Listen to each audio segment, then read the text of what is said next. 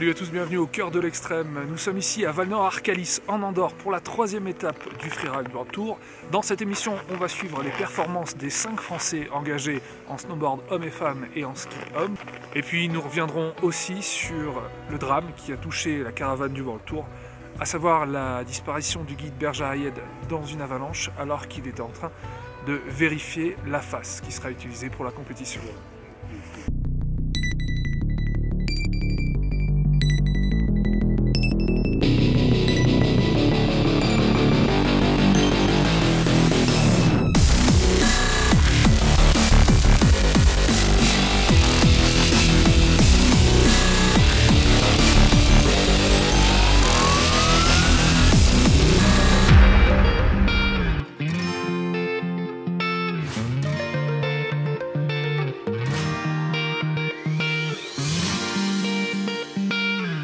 Nous sommes ici à la tente des juges, c'est un endroit stratégique puisque c'est d'ici que vont être notés les riders. Alors forcément, certains d'entre eux se rendent ici pour regarder quel est exactement l'axe de vision des juges afin de savoir comment ils vont être notés et du coup, éventuellement, cela va influencer le choix de leur trajectoire.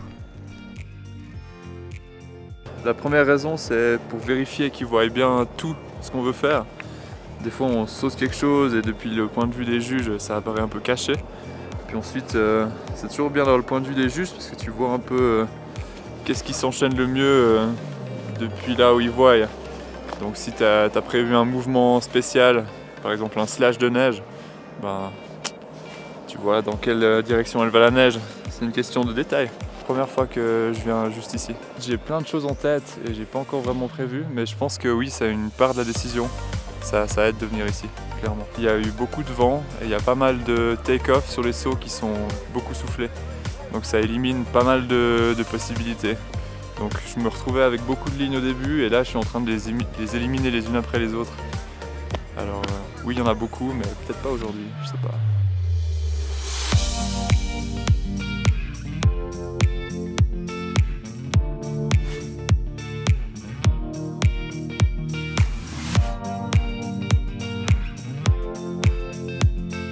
Les conditions inespérées des deux, de neige et de météo, on nous avait prévu des nuages d'altitude toute la matinée, en tout cas au moins jusqu'à 9-10 heures.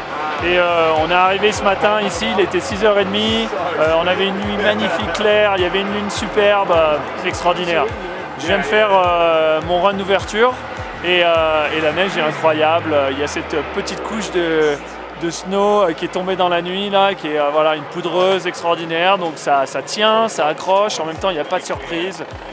Ça va être un beau contest à mon avis. Donc là on a un super point de vue, on s'est un petit peu reculé par rapport aux années précédentes et ça nous permet d'avoir vraiment, quasiment on voit toute la face, donc ça permet aux riders de développer plus de lignes et donc je pense que ça va aussi ouvrir le champ d'action des riders.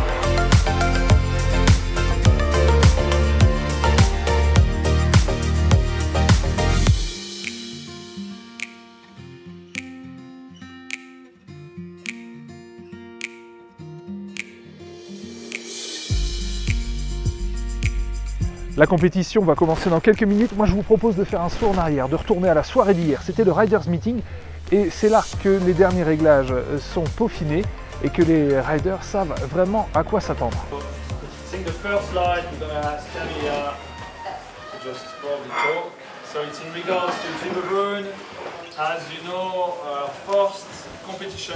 Alors demain, on a des conditions compliquées là. Aujourd'hui, en fait, il a plu au milieu de la face. Et il fait froid ce soir, donc on espère, quand il fait froid, des fois l'humidité ressort, donc on n'aura pas forcément de la mauvaise neige en bas. En haut, on est sûr qu'on aura de la bonne neige. Et on va miner le matin, à partir de 7 h du matin, pour sécuriser toute la partie haute de la face et pour avoir une belle compétition. Et en plus, aujourd'hui, ça a été une surprise, parce qu'on avait les météos qui nous ont annoncé un isotherme très bas. Et l'endroit où on était, c'est une cuvette, il y avait des nuages, le soleil était juste au-dessus. Et en fait, il s'est mis à pleuvoir quasiment, voilà, comme j'ai dit, jusqu'au milieu de la face. Mais il n'a pas plu beaucoup, hein, c'était voilà, une petite goutte d'eau, donc une neige très humide.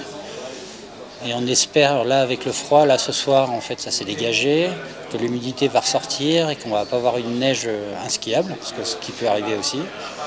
Et c'est notre plus gros souci en fait aujourd'hui, c'est le bas de la face. Et après on va sécuriser. Voilà. Techniquement, nous demain on part à 6 h du matin. Après on sera au sommet de la montagne à 7 h.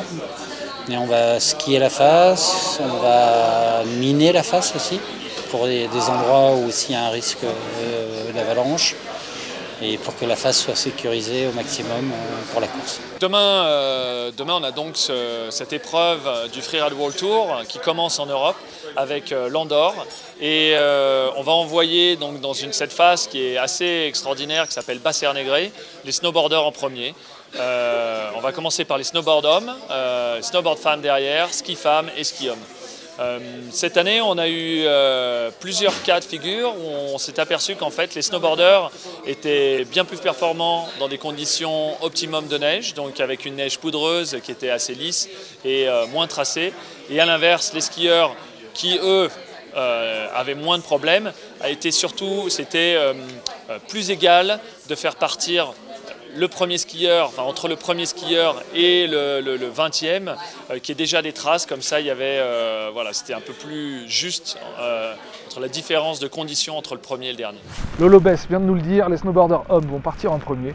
Donc nous, on va aller se poster pour regarder le run de Clément Beauchâté. Clément, vous le connaissez, c'est ce snowboarder de Chamonix qui fait sa première saison sur le World Tour. On avait fait une émission avec lui il y a quelques semaines où on était parti en trip en Italie. Eh bien, j'ai passé la journée d'hier avec lui et vous allez voir que c'est très difficile, notamment quand les conditions météo sont compliquées, de choisir sa ligne. Et Clément a passé la journée à se poser beaucoup de questions.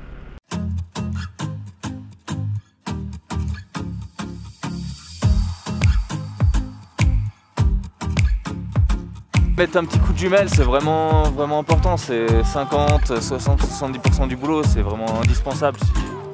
Si tu mets pas un coup de jumelle la veille et le matin de la compète, t'es perdu dans la face. T'as beau être un excellent rider, un très bon rider, tu vas pas savoir où aller, quoi. C'est sûr que les photos c'est utile, hein, tu regardes beaucoup avec les photos la veille aussi, mais le coup de jumelle, tu vas être plus précis, Non, le coup de jumelle, franchement, c'est indispensable. On essaie d'avoir plusieurs angles de vue, que ce soit d'en bas, sur les côtés. Là, ça serait bien que ce télésiège ouvre, qu'on puisse aller voir un peu de l'autre côté, qu'on puisse voir les réceptions, voir les take-offs, voir un peu tous les angles possibles de la face. Plus t'en vois, plus tu seras rapide dans la face et fluide en fait.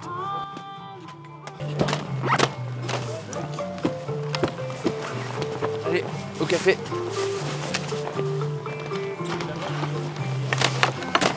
Stressant là, c'est stressant là. J'arrive pas à prendre de décision, mais Léo il m'a donné des bons conseils là. Je vais essayer de prendre ses conseils et de rester sage surtout. Ah, j'avais une dernière barre là sur ma ligne où je replaquais dans un petit goulet qui était bien engagé. Ça pourrait être vraiment joli, mais il y a beaucoup de risques à prendre cette barre. Du coup, je pense que je vais rester sur une double assez simple où j'ai pas trop de risque de tomber, et puis on va essayer de rester sage et puis essayer de rester sur les jambes surtout jusqu'en bas du run, quoi. Parce que mon premier choix était beaucoup trop engagé, je pense. Il y a tellement de possibilités sur cette face. Tu t'enflammes vite à te dire vas-y je peux aller faire ça, mais bon là t'as qu'un run, t'as pas trop le droit à l'erreur. Pas facile de rester sage, hein.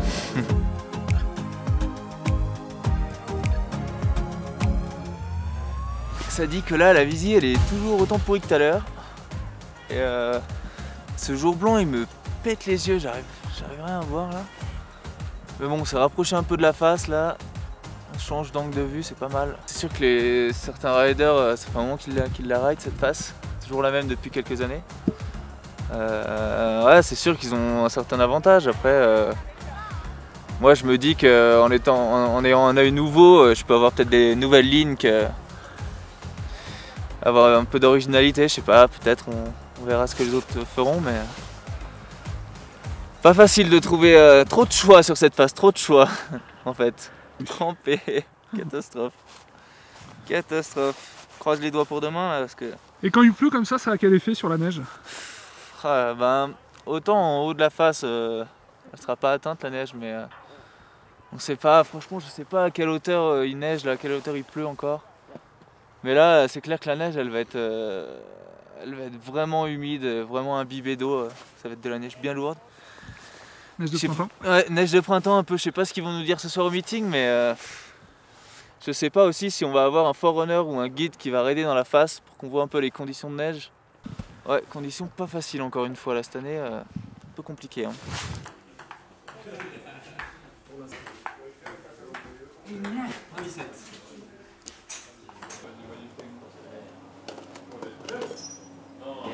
Attends, ça c'est pas bien.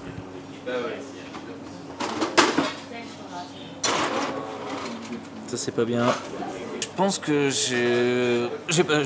j'ai validé ma ligne. J'ai mis un moment à choisir. Il y a vraiment beaucoup d'options sur cette face. Surtout pour ma part sur la partie basse, j'ai mis un moment à me décider. Encore aujourd'hui là j'ai du mal et puis là il faut valider quoi. Il y a la course demain donc ouais, c'est décidé. J'ai choisi. Je vais essayer de raider plutôt safe et pas engagé comme j'aurais aimé engager si j'étais pas à l'arrière du classement aujourd'hui, à l'heure actuelle. Donc voilà, on va essayer de faire une ligne simple, mais pas non plus trop facile. Une ligne assez avec un minimum d'engagement quoi, pour pouvoir quand même marquer des points et espérer faire un podium si tout se passe bien. Du coup je vais faire la ligne que j'avais repérée au tout début et du coup la ligne qu'on a repérée aussi tout à l'heure et non pas la ligne d'il y a 2 jours dont on avait parlé. Avec une première cliff tout en haut, ensuite on va venir jouer avec le terrain ici, il y aura peut-être 1 ou 2 drops.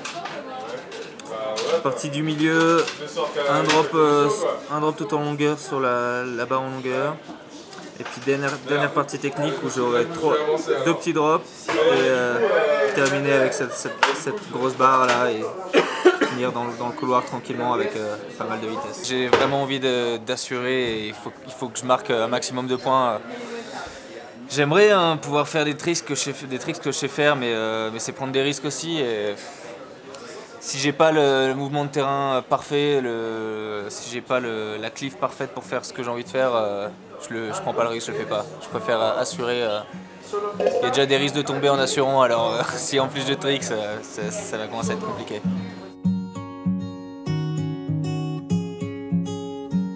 Malheureusement pour Clément, jouer la sécurité n'était pas suffisant. Il termine 5e d'une épreuve remportée par le champion du monde en titre, Sami Loupki, ici dans ses œuvres.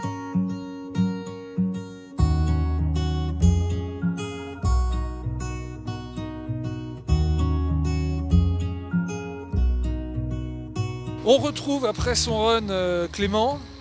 Clément, comment tu t'es senti et comment tu l'analyses ta performance? Parce que tu finis 5e, c'est ça hein? Ouais, exact. Je finis à la 5e place.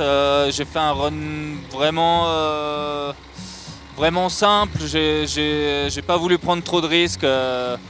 J'ai encore beaucoup de stress en ce moment et j'arrive vraiment pas à contrôler ce stress. Donc j'ai voulu vraiment rester sur mes pieds ce run-là. Et il reste encore une étape avant les qualifications pour Verbier. Donc voilà, j'espère, je vais essayer de tout donner à la dernière compète pour pouvoir me qualifier. Et là aujourd'hui, je pense avoir fait le boulot. Je suis pas allé sauter trop gros. Je suis juste resté sur mes jambes, quoi. Ouais, l'idée c'était d'assurer. Avec ce résultat, tout est encore possible. Et du coup, ça veut dire qu'à Fieberbroom, faudra pas assurer, faudra y aller plein pot. Ouais, exact. Là, je savais pas exactement comment la jouer, si je sautais gros, si je prenais une grosse ligne ou une ligne plutôt simple. Du coup, j'ai validé la ligne simple hier avec toi. Et donc voilà, maintenant, je sais ce qu'il me reste à faire. Hein. Il faut forcément, à mon avis, que je fasse un podium Fieberbroom. Donc j'ai plus le choix, va falloir que je me balance à la dernière étape. Hein. La ligne que tu as prise ce matin, vu que les conditions avaient vraiment énormément changé par rapport à hier, est-ce qu'à un moment tu t'es dit je vais changer, faire autre chose? Ouais, alors c'est toujours difficile, du jour au lendemain les conditions elles peuvent changer rapidement. Je préférais garder ma ligne, j'ai vraiment passé beaucoup de temps à regarder cette ligne pour pouvoir me rassurer dans ma tête. Non, j'ai pas changé ma ligne. J'ai gardé la même ligne qui était prévue à la base. Ouais. On peut peut-être revenir un peu sur les 2 premières étapes qui ont eu lieu au Canada, Ouais. du côté de Golden. Ouais.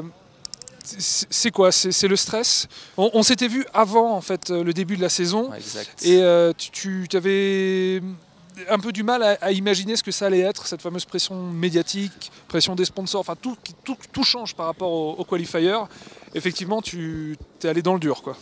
Ouais, exact. Je savais pas comment j'allais gérer cette pression des médias et puis même d'avoir un live autour de nous, la famille qui nous regarde, les amis qui nous regardent, les sponsors aussi qui nous soutiennent vraiment.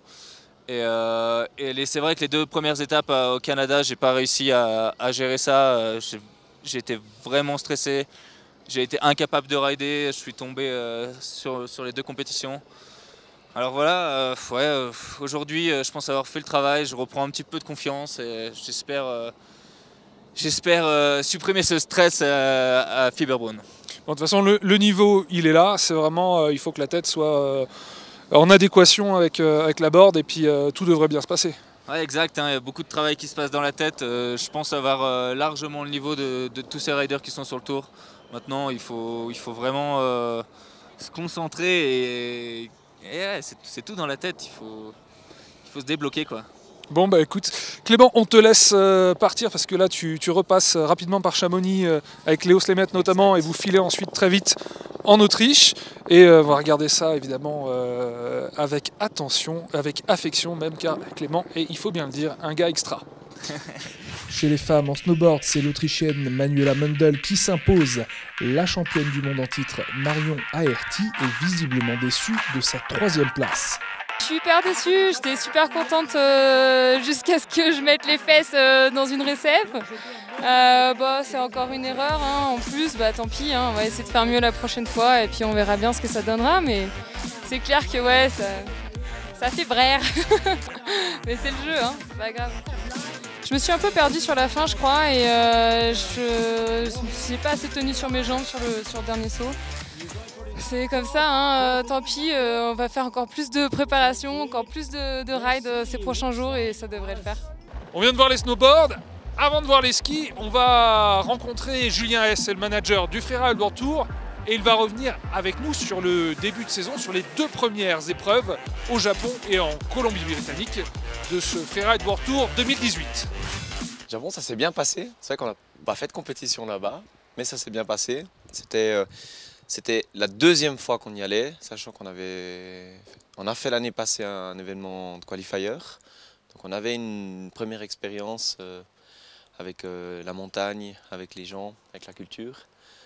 Donc c'était la première fois qu'on y allait pour le Freeride World Tour, mais on avait déjà une base. Ça s'est passé comment là-bas? Ça s'est passé qu'on est arrivé un peu trop tard, malheureusement. La neige était bonne au moment où on est arrivé avec les guides, c'est-à-dire un peu plus d'une semaine avant le début de la fenêtre météo. Et puis ensuite la température a augmenté. Là-bas il y a beaucoup de précipitations, donc il y a eu de la pluie.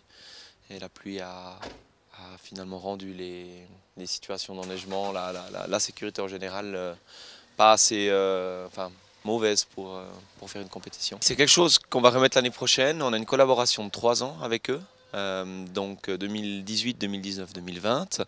Et puis c'est vrai que là-bas on imagine la grosse poudre, et c'est le cas, et c'est ça. C'est pour ça que je dis que ça s'est bien passé là-bas, parce qu'on n'a pas eu les conditions d'enneigement et de sécurité nécessaires pour faire une compétition en milieu alpin. Mais ensuite, après les chutes de pluie, il a quand même reneigé, beaucoup, plus d'1 mètre. Et puis il y a eu des conditions de ride incroyables. Et on l'a vu avec toutes les images qui sont sorties là-bas.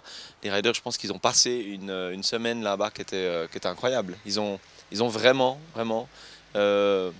bien ridé, et ils ont ridé la Japa, comme on dit, vraiment la poudreuse japonaise. Mais les conditions étaient bonnes, en basse altitude, où il n'y a pas eu trop de vent, et puis ils n'étaient pas bonnes au milieu alpin pour nous. Voilà. Kicking Horse, qui est situé à côté de Golden, ça a 1/4 d'heure de route de Golden, en Colombie-Britannique. On a fait une épreuve sur une phase qui s'appelle Ozone, qu'ils avaient vraiment, eux, réservé pour l'événement. C'était la première fois que cette phase était ridée là-bas. Et puis leur objectif, c'était de la préserver jusqu'à l'événement, que l'événement se passe, puis ensuite de l'ouvrir au public. Ça, c'était pour la première compétition et on a vu que c'était vraiment une belle phase qui fonctionne bien, avec beaucoup de possibilités pour les riders pour s'exprimer. Et l'autre phase qui était la phase qu'ils ont utilisée pour l'événement Qualifier 4 étoiles qu'ils ont organisé ces dernières années. Et celle-là fonctionnait aussi, moins bien, mais fonctionnait aussi pour refaire Hakuba en fait. On a surtout des riders qui font des podiums maintenant, qui sont ces riders un peu de la nouvelle génération, comme Logan Peota ou comme Marcus Eder, qui sont aussi plus dans la mouvance backcountry slopestyle, avec plus de freestyle, de tricks comme on dit. Et c'est vrai que ça montre que le sport évolue, et puis qu'il y a une relève, et puis que cette relève, elle skie différemment que les anciens qui ont été nos champions jusqu'à maintenant.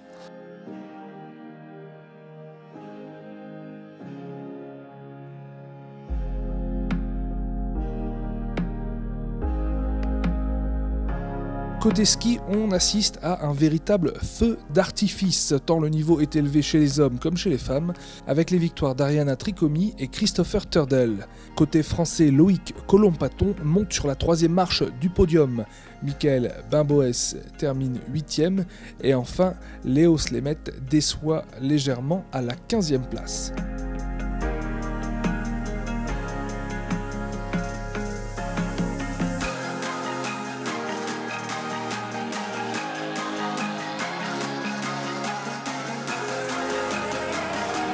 Pour terminer cette étape ici en Andorre, on est avec Nicolas, donc le fondateur du Freeride World Tour.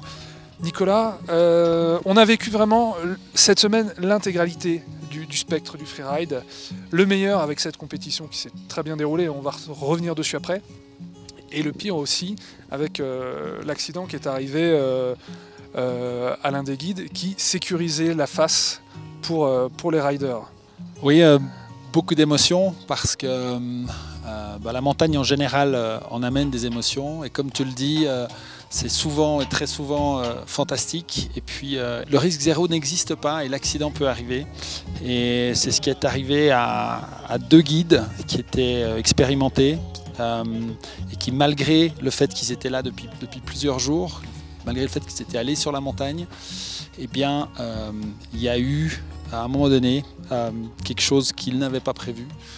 Et ça arrive même aux meilleurs. Et le match d'aujourd'hui a été bon parce qu'on s'est retrouvé avec sa famille, ses amis, les riders, le staff, et tout le monde a été touché. Et c'était bon de se retrouver ensemble dans l'endroit que Borja adorait. L'hommage qui a été rendu par à la fois tous les riders, enfin l'ensemble de la caravane du Freeride World Tour, mais également des skieurs de passage, était extrêmement poignant, et je crois que c'était vraiment la meilleure des choses à faire pour rendre hommage à Borja. Oui, parce que dans ce genre de cas, les proches ont envie d'une part de comprendre, de revenir sur les lieux de l'accident. C'est important pour faire leur deuil, aussi de sentir une solidarité. Et je pense qu'aujourd'hui, elle a été naturelle, elle n'était pas artificielle. On n'a pas télévisé cette cérémonie, c'était pour être entre nous, d'abord pour l'épouse de Borja et ses proches. On a des nouvelles de Julien Cazat qui, lui, a été blessé dans l'avalanche. Oui, bien sûr qu'on a des nouvelles. On est resté avec lui. Lolo, un des juges, a même resté à l'hôpital jour et nuit les 3 premiers jours pour l'entourer. Il va mieux, donc il a une jambe cassée, il s'est fait opérer. C'est par définition dur psychologiquement, mais c'est quelqu'un qui est fort, qui a grandi dans cette culture de la montagne, et qui sait que la vie continue, qui a lui-même une petite fille. Et ce que disent les guides en général, et un autre guide qui était sur place la semaine passée, sa première réaction ça a été mais si ça m'était arrivé, ce que je souhaiterais vraiment c'est que derrière il y ait une compétition et que le freeride et la montagne et le groupe en général continuent à avancer. Pour parler du côté plus sportif de l'événement, on a eu une épreuve magnifique. Quasiment personne n'est tombé et il y a eu vraiment un niveau très très élevé chez les snowboards comme chez les skis.